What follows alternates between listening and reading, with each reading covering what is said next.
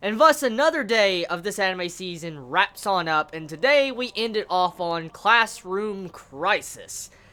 Okay, so we are a couple episodes in. This is the 4th episode if I'm correct, and by now, if you like the series, we should know by now if you're going to continue watching or going to drop, because we're that far into the series.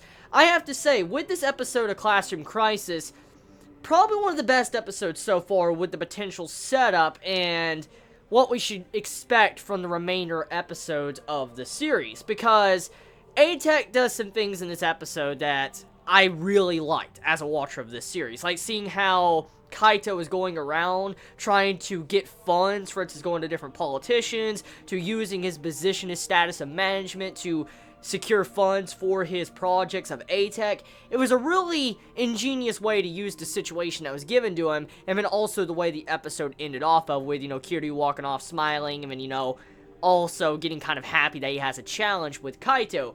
But the main thing you want to look at with this episode is that the determination of A-Tech is impressive. Like, they're not backing down. They're going in, and they're not backing down, because in a normal situation, let's think about this.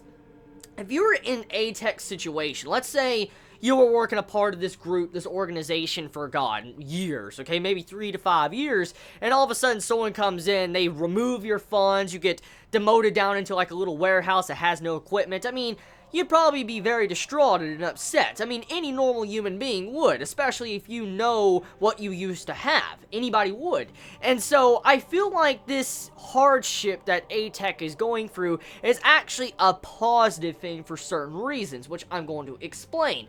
See, when humans realize, like, they used to have something, like, if you lose something, you don't realize it's gone until you lose it. But in the process of this actually makes room for growth. For instance, revitalizing and letting you know that you need to start using your mind and brain to come up with things instead of always using the exact same thing you used to use all the time. You need to be able to use your mind to be able to quickly adapt to individual situations no matter what happens. For instance, what's going on with A-Tech, how they've gotten removed from their funding, their workplace, and now they're in like a weird rundown warehouse. I mean, they have to use their brains, their noggins, to be able to accomplish what they want, but the character development and progression of people in this situation is pretty damn good, because, I mean, if you're in this situation, this hardship, you will remember it for the rest of your life, and you'll make sure to grow from this experience and be a better person when it comes to management, to funding, to making great equipment, just so many things. I mean, these type of hardships usually make it to where you learn from this situation and you grow as a person,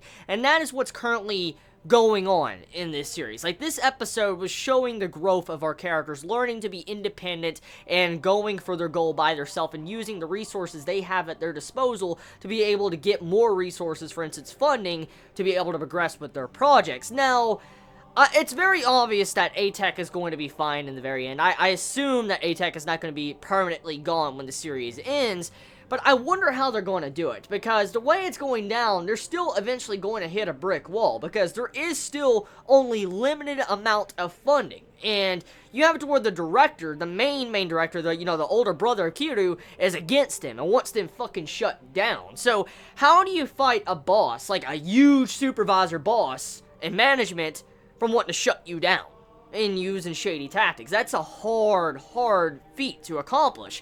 And so I feel like eventually there's going to come a time in this series where Kiryu is going to help out Kaito and A-Tech. I sense that, because why do I have a feeling that Kiryu promoted Kaito in that position of management?